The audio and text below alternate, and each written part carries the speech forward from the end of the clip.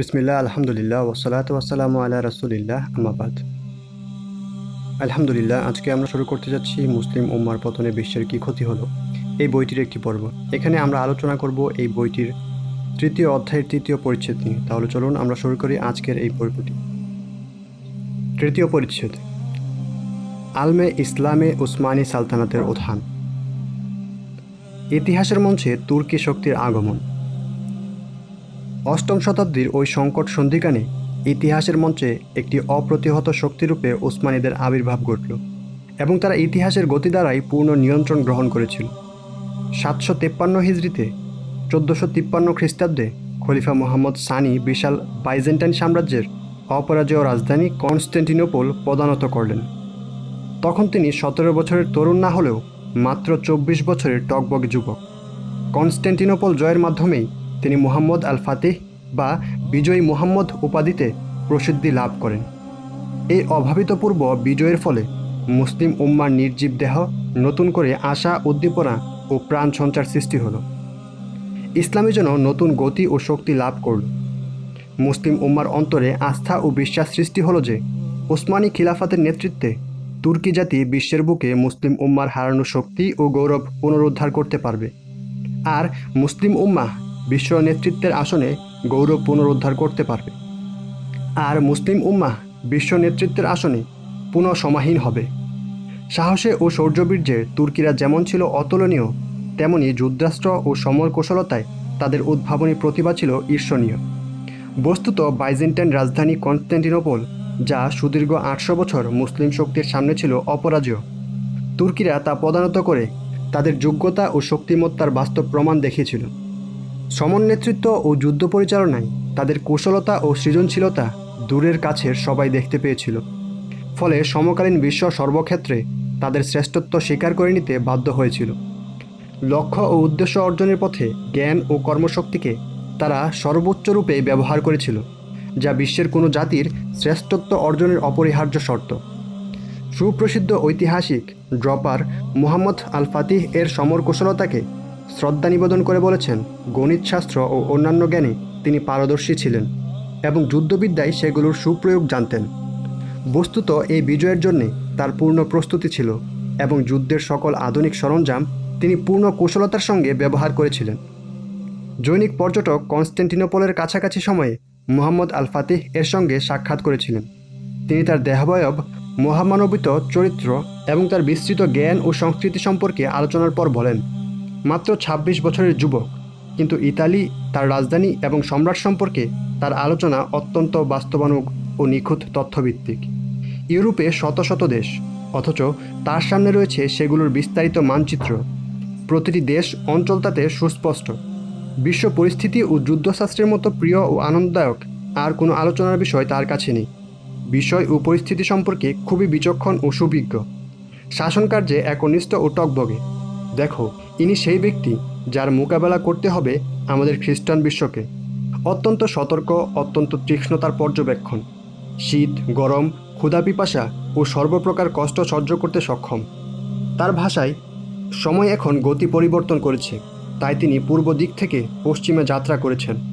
অতীতে যেমন পশ্চিমরা পূর্ব দিকে যাত্রা করেছিল। তিনি বলেন, বিশ্বের সাম্রাজ্য একটিমাত্র হওয়া উচিত, একটিমাত্র ধর্ম এবং একটিমাত্র দেশ। আর এই ঐক্য সম্পূর্ণ করার জন্যে পৃথিবীতে কনস্ট্যান্টিনোপলের চেয়ে উপযুক্ত স্থান আর কোনোটিই নেই। পশ্চিমা লেখক ব্যারন ক্যারার ডি বক্স তার সুবিখ্যাত ইসলামিক থিঙ্কনার গ্রন্থে বলেছেন, মুহাম্মদ আল ফাতিহ এর বিজয় নিছক ভাগ্যের উপহার ছিল না, কিংবা ছিল না শুধু প্রতিপক্ষ শক্তির দুর্বলতার ফল, বরং এজন্যে দীর্ঘকাল তিনি প্রয়োজনীয় প্রস্তুতি গ্রহণ করেছেন এবং সমকালীন বিজ্ঞান ও প্রযুক্তির সব শক্তি ব্যবহার করেছেন। কামান ছিল তখন সদ্য উদ্ভাবিত যুদ্ধাস্ত্র, আর তিনি জৈনিক হাঙ্গেরীয় প্রকৌশলীর সাহায্যে বিশ্বের সর্ববৃহৎ কামান তৈরি করেছিলেন, যাতে 300 কিলোগ্রাম ওজনের গোলা 1 মাইলের বেশি দূরত্বে নিক্ষেপ করা যেত।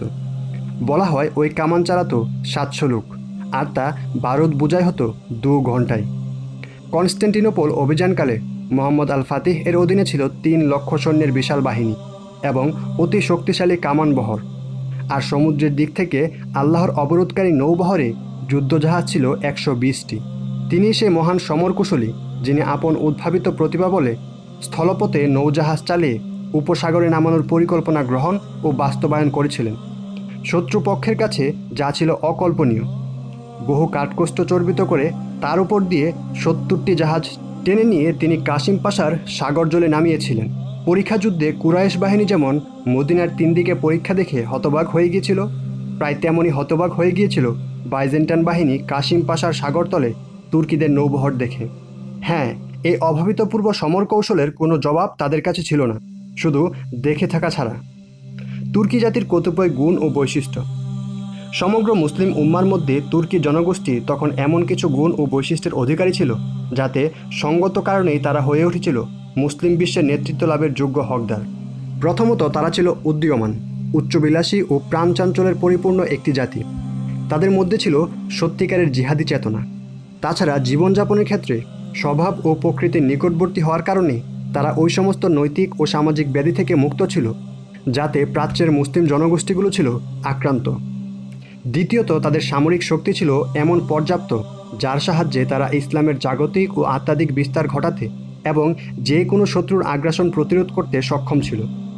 এক কথায়, মুসলিম উম্মার পক্ষ থেকে সমগ্র বিশ্বের নেতৃত্ব গ্রহণের জন্য তারা ছিল যোগ্যতম এক জনগোষ্ঠী। সাম্রাজ্য প্রতিষ্ঠার শুরু থেকেই উসমানীরা আধুনিক যুদ্ধাস্ত্র, বিশেষ করে আগ্নেয়াস্ত্র ব্যবহার করার প্রতি মনোযোগী ছিল। তাদের কামানগুলো ছিল অধিকতর দূরপাল্লার, আর অস্ত্রাগারে ছিল সর্বাধুনিক অস্ত্রশস্ত্র। সামরিক প্রশিক্ষণ, যুদ্ধকৌশল উদ্ভাবন, সেনাবাহিনীর আধুনিক বিন্যাস ইত্যাদি সকল বিষয়ে তার পূর্ণ যত্নবান ছিল। ফলে যুদ্ধবিদ্যা ও সময়ের বিজ্ঞানে তারাই ছিল শ্রেষ্ঠ এবং ইউরোপের আদর্শ। তাদের সামরিক শ্রেষ্ঠত্ব অস্বীকার করার সাধ্য ছিল না কারুই। তাদের সাম্রাজ্য বিস্তৃত ছিল ইউরোপ, এশিয়া, আফ্রিকা এই 3 মহাদেশে। ইসলামী প্রাচ্যের পারস্য থেকে মরক্কো পর্যন্ত ছিল তাদের শাসন এবং এশীয় মাইনর ছিল তাদের অধিকারী। অন্যদিকে ইউরোপে তাদের অগ্রঅভিযান ভিয়েনার প্রাচীরে আঘাত এনেছিল। সমগ্র ভূমধ্যসাগরে তারাই ছিল অপ্রতিদ্বন্দ্বী নৌসৈনিক। অন্য কোনো নৌশক্তির যেখানে প্রবেশ অধিকার ছিল না। তুর্কি খলিফার দরবার আল বাবুল আলীতে নিযুক্ত পিটার দ্য গ্রেটের প্রতিনিধি এক পত্রে বলেন, সুলতান কৃষ্ণ সাগরকে মনে করেন তার নিজস্ব অধিকার, যেখানে নেই অন্য কারো প্রবেশ অধিকার। তাদের নৌবহর ছিল এত বিশাল যা ইউরোপের সম্মিলিত শক্তির কাছেও ছিল না। 945 হিজরিতে পোপের আহ্বানে ভেনিস, স্পেন, পর্তুগাল ও মাল্টার সম্মিলিত নৌশক্তি তুর্কি বহরকে পরাস্ত করার প্রয়াস চালিয়ে উল্টো পর্যদস্ত হয়েছিল। তুর্কি নৌসেনাদের নিক্ষিপ্ত গোলার আঘাতে শত্রুপক্ষের অধিকাংশ জাহাজ সাগরে ডুবে গিয়েছিল, আর বহু সৈন্য সাগরে সমবেত লাভ করেছিল। খলিফা সুলাইমান আল কানুনিয়ের শাসনকালে তুর্কিদের যেমন জলভাগ ও স্থলভাগ ছিল নিরঙ্কুশ কর্তৃত্ব, তেমনই ছিল অখণ্ড রাজনৈতিক ও আধ্যাত্মিক প্রভাব প্রতিপত্তি। উসমানী সালতানাত তখন উত্তরে সাভা নদী ও দক্ষিণে নীল নদের উৎসমুখ ও ভারত সাগর, পূর্বে ককেশাস পর্বতশ্রেণী এবং পশ্চিমে আটলাস পর্বতমালা পর্যন্ত বিস্তৃত ছিল। তুর্কি নৌবহরে জঙ্গি জাহাজের সংখ্যা ছিল 3000-এরও বেশি। একমাত্র রোম ছাড়া প্রাচীন বিশ্বের সমস্ত প্রসিদ্ধ শহর ছিল আল বাবুল আলীর অধীন। তুর্কিদের ভয়ে সমগ্র ইউরোপ এমনই কম্পায়মান ছিল যে বড় বড় প্রতাপশালী শাসক তুর্কি সুলতানের ছত্রছায়া থাকাকে নিরাপদ মনে করত। তুর্কি সুলতানদের সম্মানে এমনকি গির্জায় ঘণ্টাধ্বনিও বন্ধ রাখা হতো। মুহাম্মদ আল ফাতিহ এর মৃত্যু সংবাদে পোপ 3 দিনব্যাপী জাতীয় আনন্দ ঘোষণা করেছিল এবং ঈশ্বরের প্রতি কৃতজ্ঞতা নিবেদনের জন্য প্রার্থনা অনুষ্ঠানের ব্যবস্থা করেছিল। শত্রুপক্ষের সম্রাটের মৃত্যুতে ধর্মীয় পর্যায়ের আনন্দ অনুষ্ঠানের আয়োজন সম্ভবত এটাই ছিল ইতিহাসে একমাত্র ঘটনা। এতেই বোঝা যায় কী পরিমাণ তুর্কি ভীতি কাজ করেছিল সমগ্র ইউরোপে এবং স্বয়ং পোপের অন্তর্গির্জায়। তৃতীয়ত, ভৌগোলিক ও কৌশলগত বিচারে তাদের অবস্থা ছিল তদানীন্তন বিশ্বমানচিত্রের সবচেয়ে গুরুত্বপূর্ণ কেন্দ্রে, যা বিশ্বকে শাসন করার জন্য ছিল অতি উপযোগী। কেননা তাতে বলকান উপসাগর থেকে যুগপৎ এশিয়া ও ইউরোপের উপর নজরদারি করা সম্ভব ছিল। তাদের রাজধানী ইস্তাম্বুল তথা কনস্ট্যান্টিনোপল ছিল ইউরোপ ও এশিয়ার সঙ্গমস্থলে। সেখান থেকে একই সঙ্গে তারা 3 মহাদেশের উপর সহজে নিয়ন্ত্রণ বজায় রাখতে পারত। তাই নেপোলিয়ান বলেছেন, কনস্ট্যান্টিনোপল হচ্ছে কল্পিত বিশ্ব সাম্রাজ্যের আদর্শ রাজধানী। ইউরোপে তুর্কিদের শাসন সুপ্রতিষ্ঠিত ছিল, আর নিকট ভবিষ্যতে ইউরোপ হতে যাচ্ছিল নবসম্ভাবনার অধিকারী। ইউরোপের বুকে তখন নতুন জীবনী শক্তি টকবক করছিল এবং উন্নতি অগ্রগতির যাবতীয় উপকরণ ও কার্যকারণ বিকাশ লাভ করেছিল। তাকদীর যদি চাইতো তাহলে তুর্কিদের জন্য সহজেই সম্ভব ছিল জ্ঞান, বিজ্ঞান, চিন্তা ও বুদ্ধিবৃত্তির অঙ্গনে অগ্রসর হওয়া এবং খ্রিস্টীয় ইউরোপকে ছড়িয়ে যাওয়া। এমনকি সম্ভব ছিল বিশ্ব নেতৃত্বের নিয়ন্ত্রণ গ্রহণ এবং বিশ্বকে ইউরোপীয় ধ্বংসযজ্ঞের হাত থেকে রক্ষা করে ন্যায় ও সত্যের পথে পরিচালিত করা, যার বার্তা তারা ইসলামের কল্যাণের আগেই লাভ করেছিল। উত্থানের মধ্যকালেই তুর্কি জাতির পতন।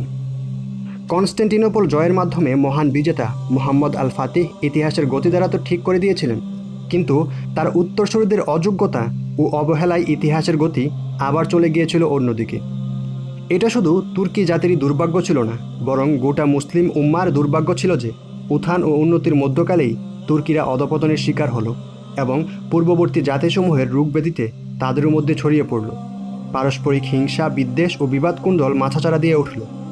শাসকদের মধ্যে দেখা দিল দ্বন্দ্ব ও অন্তদ্বন্দ্ব এবং স্বেচ্ছাচার ও ভোগের অনাচার। যুবরাজদের শিক্ষা দীক্ষা ও প্রশিক্ষণ ব্যবস্থা নড়বড়ে হয়ে পড়ল। চরিত্র ও নৈতিকতার মারাত্মক অবক্ষয় দেখা দিল। শাসক, সেনানায়ক ও রাজকর্মচারী সবার মধ্যে দুর্নীতি ছড়িয়ে পড়ল। দেশ ও জাতি এবং রাজ্য ও সাম্রাজ্যের প্রতি বিশ্বাসঘাতকতাই হলো তাদের নীতি। এমনকি রাজপুরুষদের অনুগমনেও গোটা জাতি বিলাসিতা ও ভোগবাদিতার মানসিকতায় আক্রান্ত হলো। এভাবে একটি পতনশীল জাতির যাবতীয় দোষব্যাধি ও স্বভাবনষ্টতা তুর্কিদের মধ্যে দেখা দিল, যার বিশদ বিবরণ রয়েছে তুর্কি জাতির ইতিহাস গ্রন্থে। এখানে সেই আলোচনার অবকাশ নেই।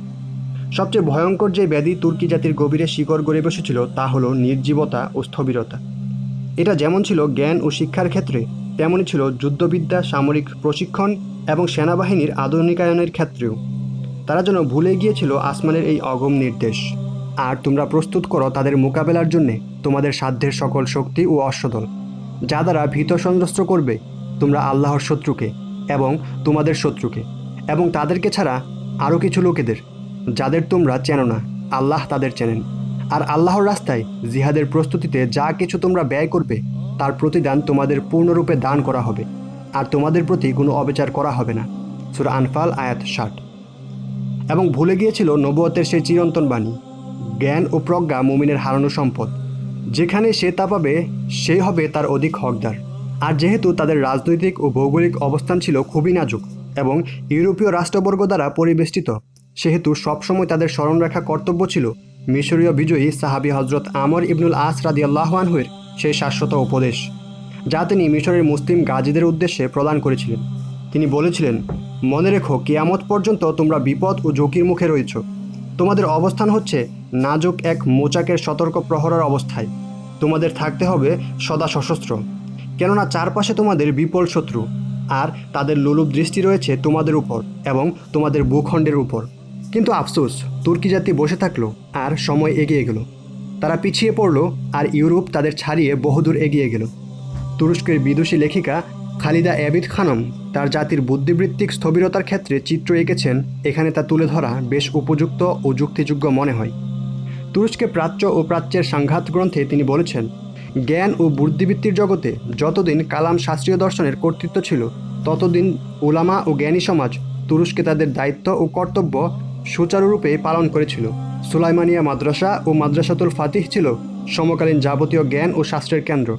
কিন্তু পাশ্চাত্য যখন ঈশ্বরতত্ত্ব ও ধর্মতত্ত্বের বৃত্ত ভেঙে বের হয়ে এলো এবং আধুনিক বিজ্ঞান ও নতুন দর্শনের ভিত্তি নির্মাণ করলো, যার ফলে বিশ্বে এক নতুন বিপ্লব সৃষ্টি হলো, তখন মুসলিম ওলামা ও জ্ঞানী সমাজ আধুনিক শিক্ষার দায়িত্ব ও আদর্শ শিক্ষকের কর্তব্য পালনে সম্পূর্ণ ব্যর্থ হলো। তারা ভাবতেন জ্ঞান ও বুদ্ধিবৃত্তি এখনও সেখানেই নিশ্চল আছে যেখানে ছিল খ্রিস্টীয় ত্রয়োদশ শতাব্দীতে। এই মারাত্মক ভ্রান্তিকর চিন্তা খ্রিস্টীয় 19 শতক পর্যন্ত তাদের শিক্ষা ব্যবস্থায় প্রভাব বিস্তার করেছিল। তুরস্ক ও অন্যান্য মুসলিম দেশের বিদ্বান সমাজ এই চিন্তাধারার সঙ্গে ইসলাম ও ইসলামী চেতনার কোনো সম্পর্ক ছিল না, কারণ খ্রিস্টীয় ঈশ্বরতত্ত্ব বা মুসলিম ইলমুল কালাম মূলত এর ভিত্তি ছিল গ্রিক দর্শনের উপর, যাতে এরিস্টটলীয় দর্শনেরই ছাপ ছিল প্রধান। আর এরিস্টটল ছিল পৌত্তলৌকিক দার্শনিক। এখানে সংক্ষেপে আমরা খ্রিস্টান পণ্ডিত ও মুসলিম ওলামা সমাজের চিন্তাধারার একটি তুলনামূলক পর্যালোচনা তুলে ধরব। কুরআনুল কারীম কখনো প্রকৃতি ও বিশ্বজগতের সৃষ্টি প্রসঙ্গ বিশদ আলোচনায় আনেনি, কারণ কুরআনী শিক্ষার আসর গুরুত্বপূর্ণ বিষয় হলো নৈতিক ও সামাজিক জীবন। কুরআনের মূল উদ্দেশ্যই হলো ভালো মন্দ, ন্যায় অন্যায় এবং কল্যাণ অকল্যাণের মধ্যে পার্থক্য সুস্পষ্ট করে দেয়া। কারণ কুরআন এসেছে মানুষের জন্য একটি জীবন বিধান রূপে, নিছক জ্ঞান ও শাস্ত্ররূপে নয়। তাই কুরআন যখনই কোনো আত্মিক ও অতিপ্রাকৃতিক বিষয় আলোচনা করেছে, তখন বলতে গেলে কোনো জটিলতা বা অস্পষ্টতাই আমাদের চোখে পড়ত না। কুরআনি শিক্ষার ভিত্তি হলো তাওহীদ বা একত্ববাদ। তাই বিশ্বাসগত দিক থেকেও ইসলাম একটি সহজ সরল, নির্ঝঞ্ঝাট ও উদার ধর্মরূপে পরিচিত ছিল। বিশ্বজগৎ সম্পর্কে নতুন নতুন চিন্তাধারা গ্রহণ করার ক্ষেত্রে ইসলাম অন্যান্য ধর্মের চেয়েও অনেক উদার ছিল। কিন্তু এই সরলতা ও উদারতা, যা নতুন জ্ঞান ও গবেষণার জন্য সহায়ক হতে পারত, মুসলিমদের জীবনে তা দীর্ঘ সময় বহাল ছিল না। হিজরি 9ম শতকে মুসলিম উলামা ও কালামবিদগণ ফিকাহ তো বটেই, এমনকি ঈশ্বরতত্ত্বীয় আলোচনাতেও বিচিত্র নিয়মাবলী ও বিবিধ বন্ধনের বেড়াজালে আবদ্ধ করে ফেলেছিল। ফলে ইজতিহাদ ও গবেষণার দুয়ার বন্ধ হয়ে গিয়েছিল। আর ওই সময়কালেই ইসলামী দর্শনের ভিত্তিতে অ্যারিস্টটলীয় ধ্যান ধারণা অনুপ্রবেশ করেছিল। পক্ষান্তরে সম্পূর্ণ বিপরীত অবস্থানে ছিল ঈসাই ধর্মের, যাকে সেন্ট পলের ধর্ম বলাই অধিক যুক্তিযোগ্য। সেখানে ধর্মগ্রন্থের সৃষ্টিপূর্বের বিশ্ব সৃষ্টি সম্পর্কে বিশদ বিবরণ রয়েছে। খ্রিস্টানদের কাছে যেহেতু এটা ছিল আল্লাহর কালাম, সেহেতু তাদের বিশ্বাসগত অপরিহার্য কর্তব্য ছিল তার সত্যতা বাস্তবায়ন করা। কিন্তু বাস্তব পর্যবেক্ষণ যেহেতু তাদের ব্যাখ্যা বক্তব্যের সমর্থনে ছিল না, সেহেতু তারা তাত্ত্বিক প্রমাণের আশ্রয় গ্রহণ করতে বাধ্য হয়েছিল। আর এই ক্ষেত্রে তারা অ্যারিস্টটলের আঁচল ধরেছিল এই জন্যে যে তার দর্শনে তখন ছিল আশ্চর্য রকম জাদুশক্তি। এর মধ্যে পাশ্চাত্য জগৎ তখন মুক্ত মনে গবেষণা ও পর্যবেক্ষণ এবং পরীক্ষণ ও নিরীক্ষণের মাধ্যমে বিশ্বজগতের নতুন অধ্যায় শুরু করল এবং বাস্তব প্রমাণের ভিত্তিতে জ্ঞানের নতুন নতুন তত্ত্ব ও সত্য আবিষ্কৃত হতে লাগলো। তখন গির্জার ভিত কেঁপে উঠল। ধর্মনেতা ও ধর্মপণ্ডিতগণ বিচলিত ও সন্ত্রস্ত হয়ে পড়লেন যে গির্জার প্রভাব প্রতিপত্তি বুঝি ঘণ্টা বেজে গেল। এভাবে শুরু হয়ে গেল বিজ্ঞান ও ধর্মের ভয়াবহ সংঘাত। বহু বিজ্ঞানী যারা জ্ঞান গবেষণা ও বিজ্ঞান সাধনায় নিবেদিত ছিল, তাদের হতে হলো জ্ঞান বিজ্ঞানের প্রতি বিশ্বস্ততার বলি। কিন্তু বহু রক্ত জড়িয়ে শেষ পর্যন্ত গির্জার কর্ণধারগণ বাস্তবতার মুখোমুখি হতে বাধ্য হলেন এবং গির্জার বিদ্যালয়গুলোর পাঠ্যসূচিতে বিজ্ঞান অন্তর্ভুক্ত করলেন। ফলে তাদের বিদ্যালয়গুলো, যা নিকট অতীতে মুসলিম বিদ্যালয়গুলোর প্রতিবিম্ব ছিল, হঠাৎ আধুনিক জ্ঞান বিজ্ঞানের শিক্ষাকেন্দ্রে পরিণত হল এবং সমাজে যোগ্যতাও অর্জন করল। তবে তারা তাদের ঈশ্বরতত্ত্ব এবং ধর্মদর্শন ত্যাগ করেনি। ফল এই দাঁড়ালো যে আধুনিক সমাজে অন্তত কিছু অংশের উপর গির্জার প্রভাব আগের মতোই রয়ে গেল। ক্যাথলিক ও প্রোটেস্ট্যান্ট পাদ্রীগণ আধুনিক জ্ঞান বিজ্ঞানেরও পারদর্শী ছিলেন এবং সর্ববিষয়ে নতুন প্রজন্মের সঙ্গে কথা বলার যোগ্যতা অর্জন করতেন। পক্ষান্তরে তুরস্কের মুসলিম আলেম উলামা সমাজের অবস্থা ছিল সম্পূর্ণ বিপরীত। আধুনিক জ্ঞান বিজ্ঞানে তারা মনোযোগী হবেন কি, বরং তাদের এলাকায় নতুন চিন্তার প্রবেশও নিষিদ্ধ করে দিলেন। আর যেহেতু মুসলিম উম্মার শিক্ষার নিয়ন্ত্রণ ছিল তাদেরই হাতে, সেহেতু একই স্থবিরতা শিক্ষা ব্যবস্থারও চেপে বসল। তদুপরি অবক্ষয় যুগে বিভিন্ন কারণে আলিমগণের রাজনৈতিক তৎপরতা ছিল দ্রুত বর্ধমান, আর রাজনীতি ও জ্ঞান চর্চা একই মস্তিষ্ক খুব কমই ধারণ করতে পারে। তাই গবেষণা ও পরীক্ষা নিরীক্ষার গুরুবার বহন করা তাদের পক্ষে সম্ভব ছিল না। এই জন্যে সহজ নুকসা হিসেবে বাধ্য হয়েই তারা অ্যারিস্টটলের দর্শন আঁকড়ে ধরলেন এবং তাত্ত্বিক প্রমাণকেই জ্ঞানের ভিত্তিরূপে বহাল রাখলেন। ফলে 13 শতকে মুসলিম শিক্ষা ব্যবস্থার যে হাল ছিল, 19 শতকে এসেও তাই বহাল ছিল। মুসলিম বিশ্বব্যাপী স্থবিরতা। জ্ঞান ও চিন্তার এই স্থবিরতা ও বন্ধত্বতা শুধু তুরস্কে ও ধর্মীয় শিক্ষার মহলে সীমাবদ্ধ ছিল না, বরং পূর্ব থেকে পশ্চিম গোটা মুসলিম বিশ্বই এর শিকার ছিল। মস্তিষ্ক যেন নিশ্চল, চিন্তা যেন নির্জীব এবং শরীর যেন অবশ। 8ম শতকের কথা যদি নাও বলি, কোনো সন্দেহ নেই যে 9ম শতকে ছিল শেষ যুগ, যেখানে দ্বীন ও ইলম এবং জ্ঞান ও চিন্তার ক্ষেত্রে ইজতিহাদ ও গবেষণার এবং কবিতা ও সাহিত্যের ক্ষেত্রে উদ্ভাবন ও সৃজনশীলতার কিছু না কিছু স্বাক্ষর ছিল। এই শতকই ইবনে খালদুনের আল মুকাদ্দিমার মতো চিন্তা সমৃদ্ধ গ্রন্থ মুসলিম বিশ্বের গ্রন্থাগারে সংযোজিত হয়েছে। পক্ষান্তরে 10ম শতাব্দী ছিল নিশ্চলতা, স্থবিরতা ও অনুকরণের সূচনা লগ্ন, এবং এটা যেমন ছিল ধর্মীয় জ্ঞানের সকল শাখার চিত্র, তেমনই ছিল জ্ঞান, সাহিত্য, ইতিহাস, দর্শন ও শিক্ষা ব্যবস্থার ছবি। তখনকার জ্ঞান গবেষণার ইতিহাস দেখুন। এমন একটি নামও খুঁজে পাবেন না যাকে বলা যায় প্রতিভা কিংবা অন্তত মনীষী, যিনি জ্ঞান ও শাস্ত্রের কোনো শাখায় সৃজনশীলতার পরিচয় দিয়েছেন এবং প্রশংসা করার মতো নতুন কোনো মাত্রা যোগ করেছেন। এক্ষেত্রে ব্যতিক্রম শুধু কয়েকটি নাম, যারা তাদের যুগের চিন্তা ও বুদ্ধিবৃত্তির স্তর থেকে অনেক ঊর্ধ্বে ছিলেন, যারা দ্বীনি ও ইলমি পরিমণ্ডলে কোনো কারনামা বা বুদ্ধিবৃত্তিক কীর্তি উপহার দিয়েছেন। সৌভাগ্যক্রমে প্রায় সব ব্যতিক্রমে ছিল ভারতবর্ষে, যেমন শায়েখ আহমদ শের সিন্ধি মুজাদ্দিদে আল-ফিসানি রাহিমাহুল্লাহ, যার মাকতাবাত দ্বীন ও ইলমি খাজানার একটি মূল্যবান সংযোজন বলে স্বীকৃত। এবং শাহ ওয়ালিউল্লাহ দেহলভী রহিমহুল্লাহ, যার গ্রন্থত্রয় হাজ্জাতুল্লাহিল বালিগাহ, ইজালাতুল খাফা ও রিসালাতুল ইনসাফ হচ্ছে স্ব বিষয়ে সত্যি অনন্য কীর্তি। তদ্রূপ শাহ সাহেবের সুযোগ্য পুত্র শাহ রফিউদ্দিন দেহলভী, যিনি তাকমিলুল আজহান ও রিসালাতুল মাহাব্বাহ কিতাবে কিছু নতুন ও চমকপ্রদ চিন্তা উপস্থাপন করেছেন। তদ্রূপ শাহ ইসমাইল শাহিদ দেহলভী রহিমহুল্লাহ, যার মানসিবে ইমামাত ও আকাবাত গ্রন্থ দুটি বিস্ময়কর ইজতিহাদি শানের অধিকারী এবং স্ব বিষয়ে অতুলনীয়। একইভাবে বলা যায় উলামায়ে ফিরিঙ্গি মহলের কথা এবং পূর্বাঞ্চলের কতিপয় শিক্ষাঙ্গন ও চিন্তা কেন্দ্রের কথা। মেধা, মননে ও সৃজনশীলতায় তারা অত্যন্ত বৈশিষ্ট্যমণ্ডিত ছিলেন এবং আপন আপন সময়কালের শিক্ষাধারার সুগভীর প্রভাব বিস্তার করেছেন। তবে তাদের মেধা ও প্রতিভা এবং চিন্তা ও বুদ্ধিবৃত্তির কীর্তিকর্ম পাঠ্য বিষয়ের গণ্ডি খুবই কমই অতিক্রম করেছে। শুধু দ্বীনি ইলমের কথা যদি বলা হয়, কবিতা ও সাহিত্যের অঙ্গনেও ছিল একই রকম বন্ধ্যাত্বের শিকার। কাব্যকর্ম পরিমাণে প্রাচুর্য হলেও তাতে জীবন ও সঞ্জীবতার ছাপ ছিল না, ছিল শুধু প্রথামনস্কতা, স্থূলতা ও অনুকরণ সর্বস্তা। সাধারণভাবে কবিতার বিষয়বস্তু ছিল রাজ তুষামোদ, সস্তা চাটুকারিতা ও আত্মপ্রশস্তি। গদ্য সাহিত্যও ছিল আড়ম্বর, কৃত্রিমতা, ছান্দিকতা ও অন্তঃসারশূন্য শব্দ জৌলুসে আকীর্ণ।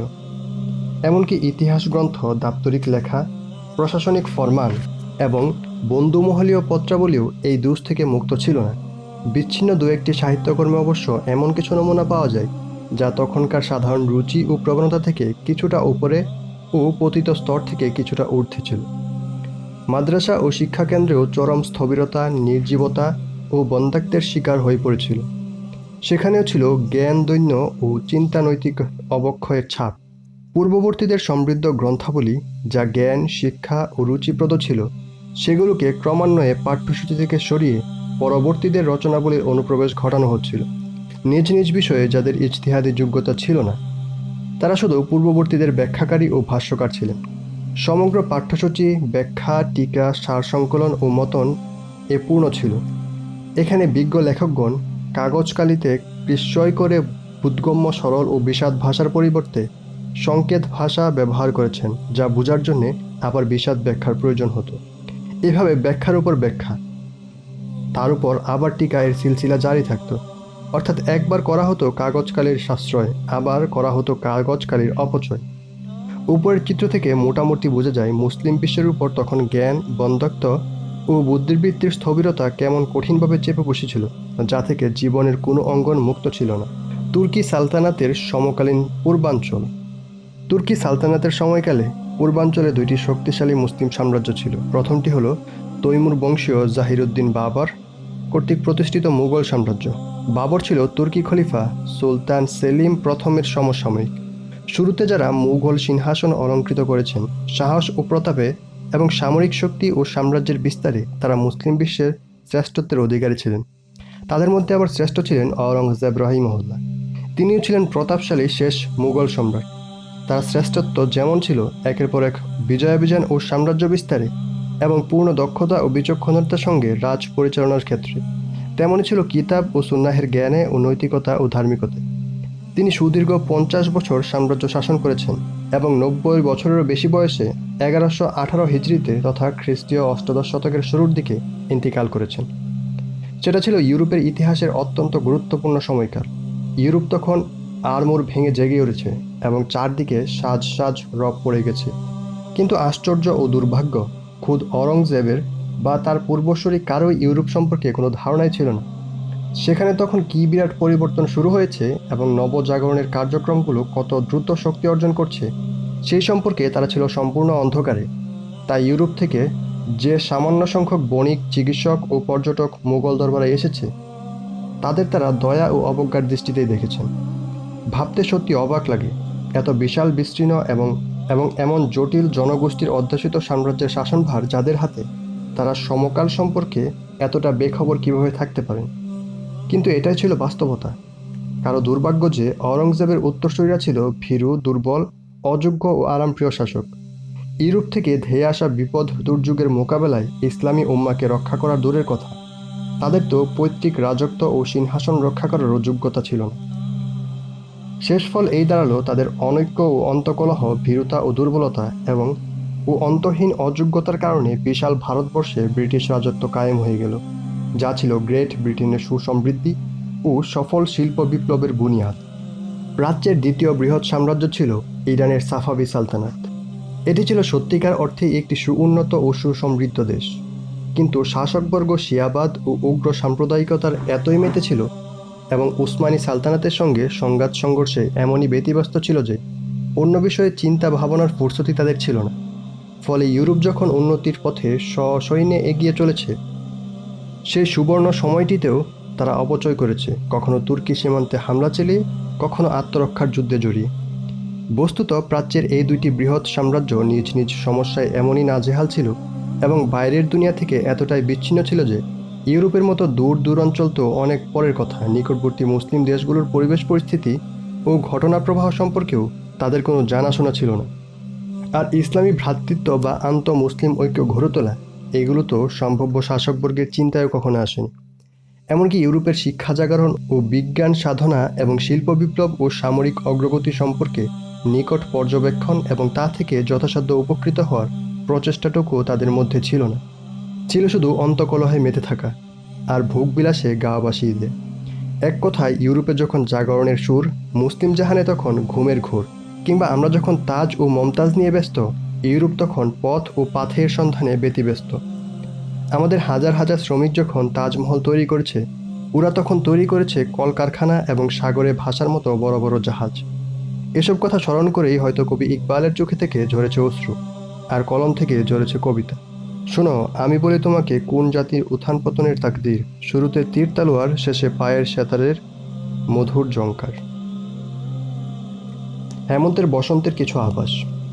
একথা সত্য যে মুসলিম উম্মার সবুজ সজীব উদ্যান, যেখানে নিরন্তর প্রস্ফুটিত হতো প্রতিভার অসংখ্য ফুল, তা তখন উজাড় হয়ে গিয়েছিল এবং বসন্ত বাহার বিদায় নিয়েছিল। তবে এই কথা সত্য যে ওই অবস্থায়ও মাঝে মধ্যে এখানে সেখানে ইসলাম বৃক্ষে কিছু সবুজ কিশলয়ের উন্মেষ ঘটেছে এবং হেমন্তকালেও তা এমন কিছু ফুল ও ফল উপহার দিয়েছে যার তুলনা পৃথিবীর অন্যান্য জাতির ইতিহাসের বসন্তকালেও খুব বেশি পাওয়া যায় না।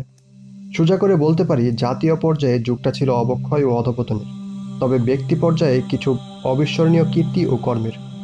মুসলিম বিশ্বের বিভিন্ন অঞ্চলে তখন উচ্চ মনোবল, উদ্দীপ্ত চেতনা ও জাগ্রত মস্তিষ্কের অধিকারী এমন কতিপয় ব্যক্তি ও ব্যক্তিত্বের আবির্ভাব ঘটেছে, যারা কিছু সময়ের জন্য হলেও পতনমুখ জাতি জনগোষ্ঠীর মধ্যে নবজীবনের সঞ্চার করেছিল।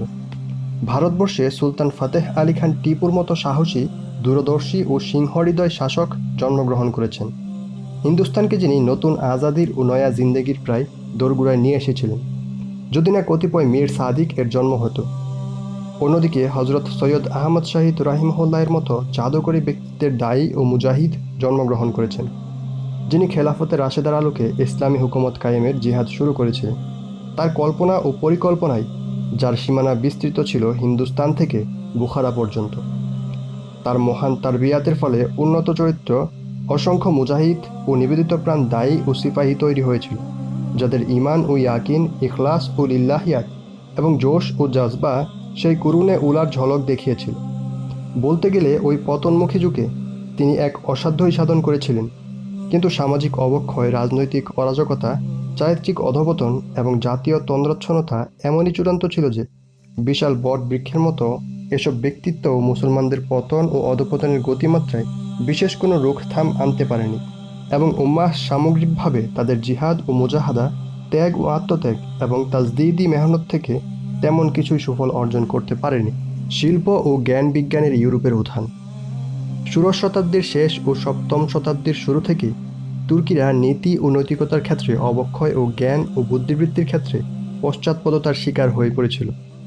মানবজাতির ইতিহাসে এটা ছিল এমনই এক গুরুত্বপূর্ণ ও ভাগ্য নির্ধারণকারী যুগ, যার সুস্পষ্ট ছাপ ও প্রভাব আমরা দেখতে পাই পরবর্তী শতাব্দীগুলোতে।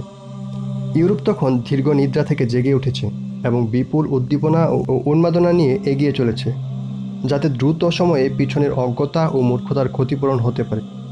জীবনের প্রতিটি অঙ্গনে তাদের উন্নতির গতি ছিল বিস্ময়কর। আপন লক্ষ্যের পথে তারা শুধু দৌড়ে যাচ্ছিল না, বরং ডানা মেলে উড়ে চলছিল। প্রকৃতির বিভিন্ন শক্তি তারা আয়ত্ত করেছিল, এবং সৃষ্টিজগতের রহস্যরাজি উন্মোচিত করেছিল। অজানা দেশ, মহাদেশ ও সাগরপথ আবিষ্কৃত হচ্ছিল। জ্ঞান বিজ্ঞানের প্রতিটি শাখায় তাদের অগ্রযাত্রা এবং জীবনের প্রতিটি অঙ্গনে তাদের শোভাযাত্রা অব্যাহত ছিল। এই সংক্ষিপ্ত সময়কালে যেখানে অনন্য সাধারণ বহু বিজ্ঞানীর প্রতিভা আবির্ভাব হয়েছিল। সংক্ষিপ্ত উদাহরণে যাদের নাম আছে তারা হলেন Copernicus, Bruno, Galileo, Kepler, Newton ও অন্যান্য।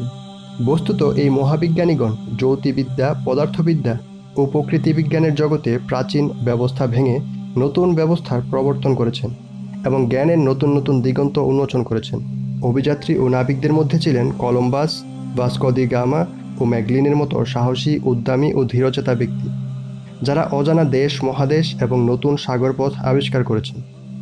উপরোক্ত সময়কালে ইতিহাসের পাতায় বিভিন্ন জাতি ও জনগোষ্ঠীর স্থান ও অবস্থান নতুনভাবে বিন্যাস করেছিল। কারো ভাগ্যতারকা ছিল উদয়ের পথে, কারো ভাগ্যতারকা ছিল অস্তচলে। তখনকার একটি মুহূর্ত ছিল কয়েক দিন এবং একটি দিন ছিল কয়েক বছরের সময়। সুতরাং এই যুগ সন্ধিক্ষণে সামান্য সময়ও নষ্ট করার অর্থ ছিল বহু দীর্ঘকাল নষ্ট করা। কিন্তু হায় আফসোস, মুসলিম উম্মাহ তখন শুধু দিন, মাস ও বছর নয়, বরং বহু যুগ ও বহু প্রজন্মের অপচয় করেছে। পক্ষান্তরে ইউরোপের জাতিবর্গ প্রতিটি মুহূর্তের সদ্ব্যবহার করেছে এবং জ্ঞান, গবেষণা ও বিজ্ঞান সাধনার সকল অঙ্গনে বছরে যুগের পথ অতিক্রম করেছে। জ্ঞান, বিজ্ঞান ও শিল্প উন্নয়নের ক্ষেত্রে তুর্কিদের পশ্চাৎপদতার একটা সাধারণ ধারণা পেতে হলে এতটুকু জানাই যথেষ্ট যে ষোড়শ শতাব্দীর আগে যেখানে জাহাজ নির্মাণ শিল্পের কোনো অস্তিত্ব ছিল না, পক্ষান্তরে ছাপাখানা, স্বাস্থ্যকেন্দ্র এবং ইউরোপীয় পদ্ধতির সামরিক একাডেমির সাথে পরিচয় ঘটেছে মাত্র অষ্টাদশ শতকে। এই শতাব্দীর শেষ পর্যন্ত তুর্কি শিল্প, প্রযুক্তি, আবিষ্কার ও উদ্ভাবনার জগৎ থেকে এত দূরে ছিল যে রাজধানীর আকাশে উড়ন্ত বেলুন দেখে মানুষ ভেবেছে জাদু মন্ত্রের কিছু। ইউরোপের ছোট ছোট দেশগুলো সেক্ষেত্রে তুরস্ককে ছাড়িয়ে গিয়েছিল। এমনকি মিশরও তুরস্কের 4 বছর আগে রেল যোগাযোগ প্রতিষ্ঠা করেছিল, আর ডাক টিকিট চালু হয়েছিল তুরস্কের কয়েক মাস আগে। এই যখন ছিল মুসলিম উম্মার নেতৃত্বদানকারী তুরস্কের অবস্থা, তখন তার শাসনাধীন বা প্রভাবাধীন আরব অনারব দেশগুলোর অবস্থা কী হতে পারে তা তো সহজেই বোঝা যায়। মাঝারি তো নয়, এমনকি ক্ষুদ্র ক্ষুদ্র শিল্পেরও প্রচলন সেসব দেশে ছিল না। ফরাসি পর্যটক মসিয়ে ভলনে, যিনি অষ্টাদশ শতকে মিশর ভ্রমণ করেন এবং 4 বছর সিরিয়ায় অবস্থান করেন, তার সফরনামায় লিখেছেন, শিল্পে এই দেশের তথা সিরিয়ায় এতই অনগ্রসর যে তোমার ঘড়ি নষ্ট হলে মেরামতের জন্য বিদেশি কারিগরের কাছে যেতে হবে। তদুপরি মুসলমানদের এই পিছিয়ে পড়া শুধু বিজ্ঞান, দর্শন, তাত্ত্বীয় জ্ঞান, শিল্প ও কারিগরি ক্ষেত্রে ছিল না, বরং ছিল সর্বগ্রাসী। এমনকি যুদ্ধবিদ্যা ও সমরশিল্পেও তারা ইউরোপ থেকে পিছিয়ে পড়েছিল। অথচ শেষ দিকের ক্ষেত্রেও তুরস্কের শ্রেষ্ঠত্ব ছিল সর্বস্বীকৃত। কিন্তু দেখতে দেখতে ইউরোপ অস্ত্র নির্মাণ, যুদ্ধকৌশল উদ্ভাবন এবং উন্নত সামরিক ব্যবস্থাপনায় তুরস্ককে ছাড়িয়ে গিয়েছিল। ফলে 1774 সালে তুরস্ক ইউরোপীয় বাহিনীর হাতে শোচনীয় পরাজয় বরণ করে। এভাবে যুদ্ধের মাঠেও যখন ইউরোপের শ্রেষ্ঠত্ব সুপ্রমাণিত হল, তখন গিয়ে উসমানী সালতানাতের টনক কিছুটা নড়ল এবং খলিফার আদেশে সামরিক প্রশিক্ষণ ও বাহিনী পুনর্গঠনের জন্য কতিপয় ইউরোপীয় বিশেষজ্ঞকে ডেকে আনা হলো। সুলতান তৃতীয় সেলিম 19 শতকের শুরুর দিকে আরও ব্যাপক সংস্কারের উদ্যোগী গ্রহণ করেন। তিনি যেমন বাস্তববাদী ও দূরদর্শী ছিলেন, তেমনি ছিলেন ধীরচেতা ও কুশলী। শাহী ঐতিহ্যের বিপরীতে তার শিক্ষাদীক্ষা হয়েছিল রাজপ্রাসাদের বাইরে রুক্ষ কঠিন পরিবেশে। তিনি আধুনিক ধারার নতুন নতুন বিদ্যালয় প্রতিষ্ঠা করেন। প্রকৌশলী বিশ্ববিদ্যালয়ে তিনি নিজে শিক্ষাদান করতেন। এছাড়া তিনি আধুনিক পদ্ধতির একটি সেনাবাহিনী গড়ে তোলেন এবং রাজনৈতিক ব্যবস্থাও বেশ কিছু সংস্কার সাধন করেন। কিন্তু তুর্কিজ জাতি ও তার সমাজ ব্যবস্থা এতটাই স্থবির ও রক্ষণশীল ছিল যে কোনো প্রকার পরিবর্তন, আধুনিকায়ন ও সংস্কার প্রচেষ্টা গ্রহণ করার যোগ্যতা তাদের ছিল না। ফলে সেনাবাহিনীর পুরো অংশ বিদ্রোহ করে বসে এবং তিনি মর্মান্তিকভাবে নিহত হন। পরে সুলতান দ্বিতীয় মাহমুদ তার স্থলাভিষিক্ত হন। তার শাসনকাল ছিল 1807 থেকে 39 সাল পর্যন্ত। তারপর সিংহাসনে আসেন সুলতান প্রথম আব্দুল মাজিদ। তার শাসনকাল ছিল 39 থেকে 51 পর্যন্ত। তারা উভয়ে শহীদ সুলতান তৃতীয় সেলিমের মিশন অব্যাহত রাখেন। ফলে তুরস্ক কিছুটা উন্নতি অগ্রগতি লাভ করতে সক্ষম হয়। কিন্তু তিক্ত সত্য এই যে আলোচ্য সময়কালে মুসলিম তুরস্কের উন্নতি অগ্রগতির ক্ষেত্রে ইউরোপীয় জাতিবর্গের তুলনা করলে হতবাক হতে হবে। ইউরো তুরস্কের প্রতিযোগিতা যেন ছিল গল্পের খরগোশ ও কচ্ছপের দৌড় প্রতিযোগিতা। তবে পার্থক্য এই যে ক্ষিপ্রগতির খরগোশ এখানে জাগ্রত, আর ধীর কচ্ছপ এই জাগে এই ঘুমিয়ে পড়ে। 18 ও 19 শতকে মরক্কো, আলজেরিয়া, মিশর, হিন্দুস্তান, তুর্কিস্তান ও অন্যান্য অঞ্চলে প্রাচ্যের মুসলিম জনগোষ্ঠী এবং পাশ্চাত্যের বিভিন্ন জাতি ও শক্তির মধ্যে যে ভয়াবহ সংঘাত সংঘর্ষ ঘটেছে তাতে জয় পরাজয়ের ফয়সালা আসলে 16 ও 17 শতকে হয়ে গিয়েছিল এবং সাধারণ জ্ঞান বুদ্ধি আছে এমন যে কারো পক্ষেই তখনই এর ফলাফল সম্পর্কে ভবিষ্যৎবাণী করা সম্ভব ছিল। অর্থাৎ যা ঘটেছে ইতিহাসের গতি দ্বারাই তা ঘটা অনিবার্য ছিল।